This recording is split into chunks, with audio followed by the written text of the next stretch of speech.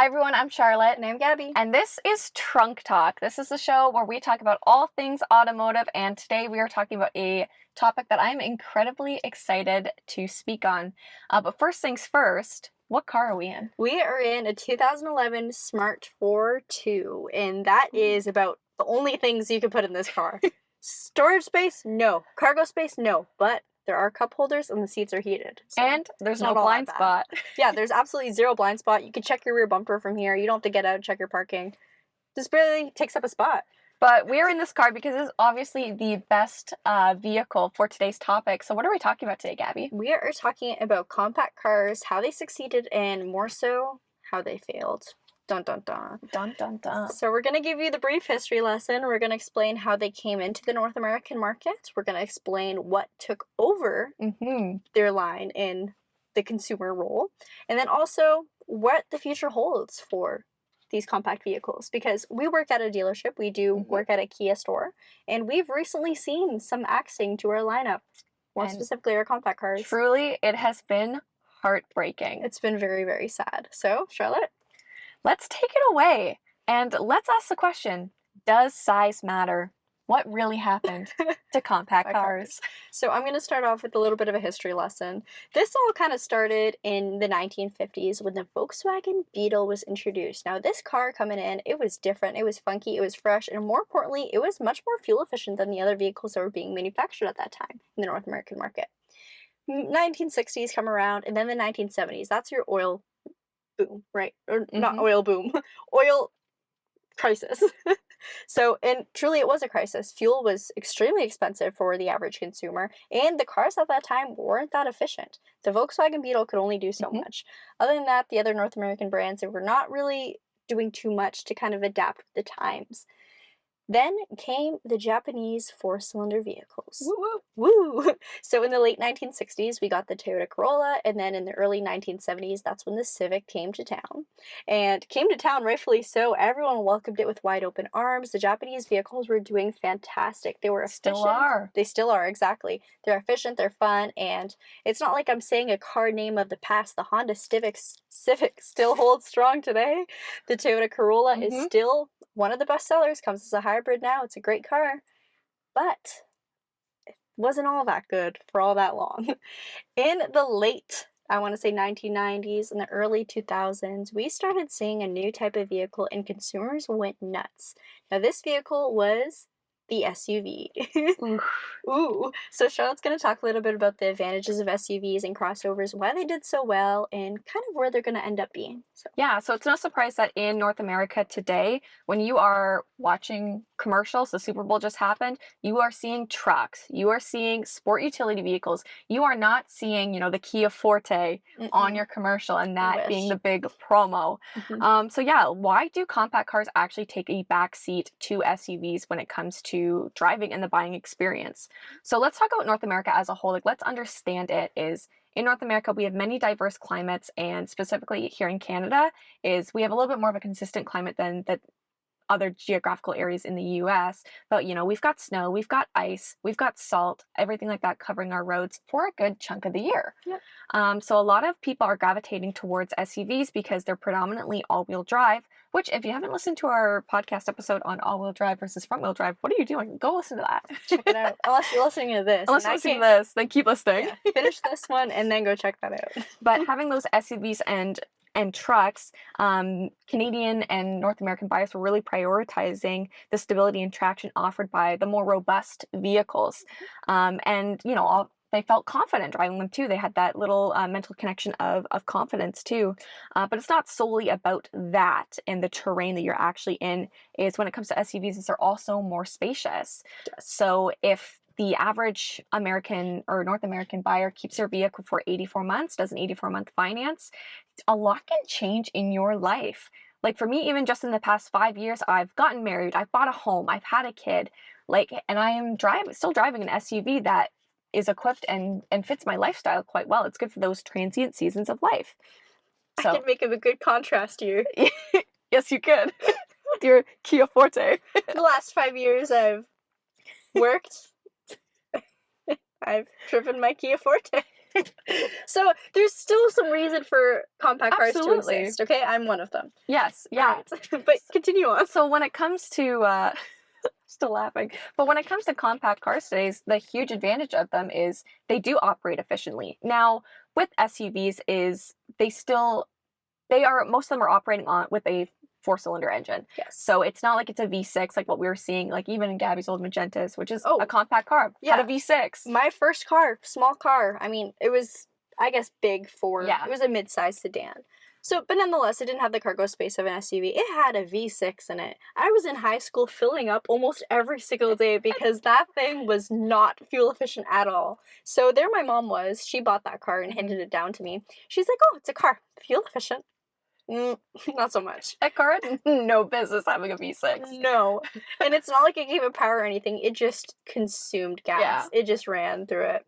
But that leads to today's vehicles. So that was a 2007 Kia Magentas. And at that time, vehicles were starting to be introduced like an SUV with a four-cylinder. And that changed everything. People Absolutely. were realizing I could get a smaller engine in a bigger car and the fuel efficiency trade-off isn't that much. What am I doing with my compact car? So absolutely. And I think that's kind of one of the reasons is why we're not seeing as many compact cars being purchased today, and also with the alternative fuel movement as well. Yes. So when it comes to SUVs nowadays, if people wanted a commuter vehicle, a compact car for the fuel economy, typically they're looking for something that is more of a one-stop shop. So they'll buy an SUV that's either a hybrid, a plug-in hybrid, or pure EV, just to kind of get that additional fuel savings, but also not compromise in having that extra space, towing capacity, something that can last a little bit longer.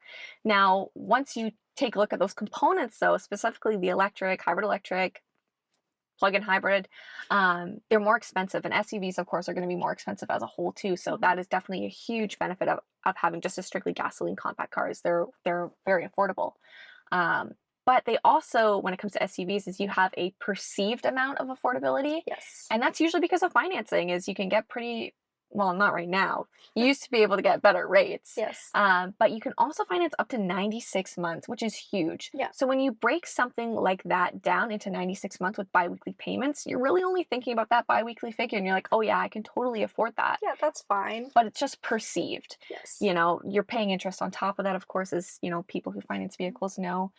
It's not, you know, you're not saving as much as you would with a compact car. And that's not necessarily to disregard the, I guess, point that SUVs aren't worth it, or SUVs. Yeah, not at all. Because in a way, there was a lot of families that had their commuter cars. So think a small four-cylinder, maybe a sedan, Honda Fit, like, you know what I mean. But they would also have their family car because their family and their needs wouldn't necessarily fit in the Honda Fit. Isn't that ironic? So essentially you'd be having two vehicles, or maybe more, three if you have multiple drivers in your household, when you could really kind of knock it down by one by getting an SUV that was decently fuel efficient and gave you the space and room that you needed, right? So it depends on your family and lifestyle for sure. There's still a lot of people that want compact cars, and I'm going to talk a little bit about that now. In today's date, there's not a lot out there.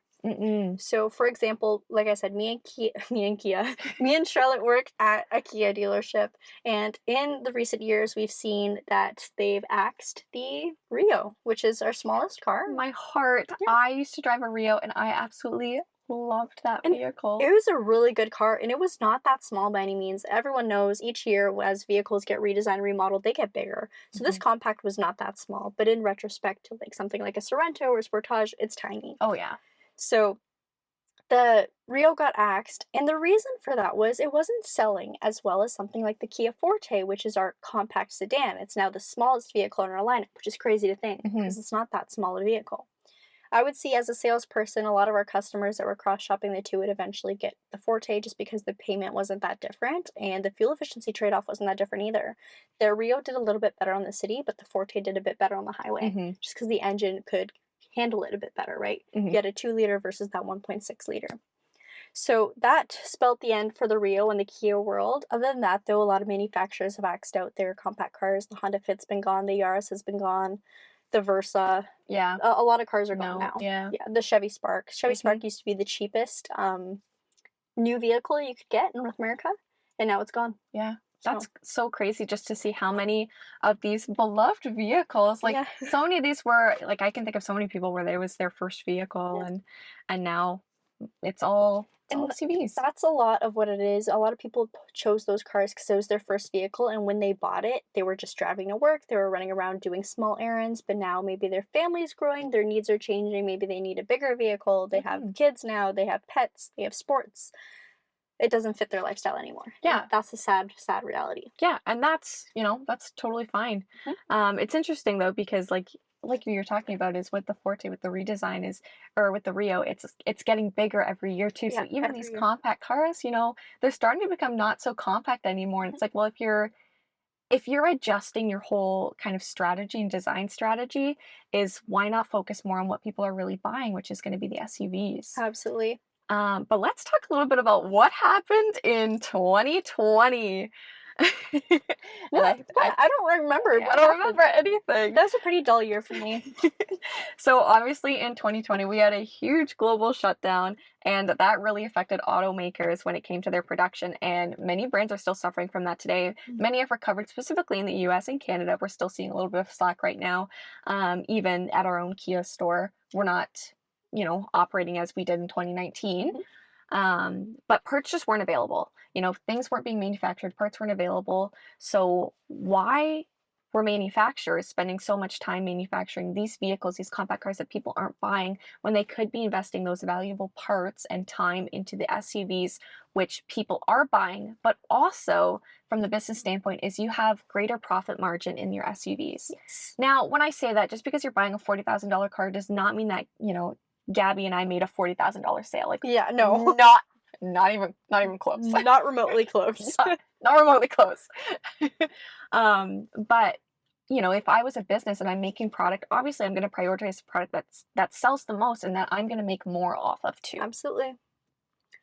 Great point. Yeah. Another thing is when they're producing the vehicles, just because a compact car might not come with the same amount of tech that we'll get in something like our fully loaded Kia EV6, it still takes quite a bit of chips. And there was a major chip shortage. Why are they going to put those essential parts into vehicles that are not selling as much and obviously in turn not making as much as they would to something like the EV6 or any other, for example, a Honda, one of their best sellers? Do you know what I mean? Yeah.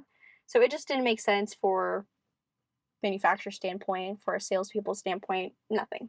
Yeah. It was hard. And in true Trunk Talk fashion, I have a hot take. Oh, tell me more.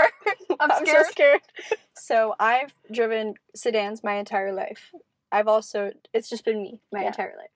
And Midog, she's fine in the car. I didn't ask her, but I think she's fine. Nonetheless, it works for me, and I can see it working for me for a very long time. I do think a lot of consumers today's age think that they need all-wheel drive when they might not. They think that they need a big vehicle, again, when they might not. I can't tell you how many times I see people driving 3/4-ton trucks and there's never been a trailer behind it. You know what I mean? There's a couple questionable choices I think some people do make. And then again, it's your money, buy whatever you want. Absolutely. But these are just some trends I've definitely noticed. My mom, for example, when me and my brother were kids, she drove a sedan and we never had an issue with space. It was always fine. You know what I mean? Yes. So I truly believe that some people will have one kid or one pet and like, I need a hauler. I need a U-Haul van. So I think part of that comes down to, just marketing and like I said, the emotional connection that comes with buying a car. So I have a kid and I have 2 dogs. And I only have one kid. And in my head, I'm like, oh my goodness, I need a Telluride. That is the vehicle for me. And if I have this kid, I am not going to survive unless I have a Telluride. I do not have a Telluride. I do have an SUV. And you survive. You're alive. Right? And I'm alive. Yeah, just checking. I am alive. I do not have a Telluride. I do drive a Sportage. Like, I do drive an SUV. I'm not going to say I don't. My husband, he drives a Forte, a 2014 Forte. Ooh, such a cool car. And we can still fit stroller, diaper bag, car seat, everything like that in the back seat with both of us being in there. So, and you could fit another car seat in there too. So, you don't necessarily always have to play into the marketing and do it just because everybody else is doing that. And I feel like that's so cliche, but make the decision that is right for you. Like if you if you are tight on your budget, you can absolutely make things work with a sedan when it comes to space.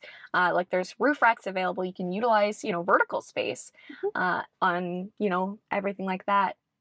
Don't kind of give in to the peer pressure. Yeah, and with that being said, there's a reason why the Porsche 911 has a rear seat. It's a family car. It is absolutely a family car. Yep. She is a... And today's fun fact of the episode, I like to give a fun fact. Did you know that the Kia Stinger is not only, this checks off a couple boxes for potential buyers, is not only all-wheel drive, but it's also a hatchback. So if you're in the market for a vehicle that sits 5, do I need a Kia Stinger? I think you do. And should I trade in my Sportage? Oh wait, it's too late because it's already been axed. Womp womp. So that ends up today's episode. Thank you guys again so much for watching. This was a fun one. I really enjoyed filming this today with you, Charlotte.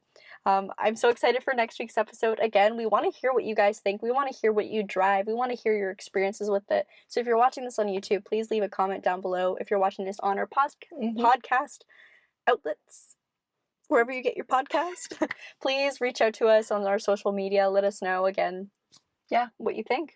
And thank you so much for listening, for those of you who have, because we have a lot of fun doing this. Can't believe people actually listen to this. We can't believe people listen to this. We can't believe that it's probably on mute, though. Paid to do this. Yeah.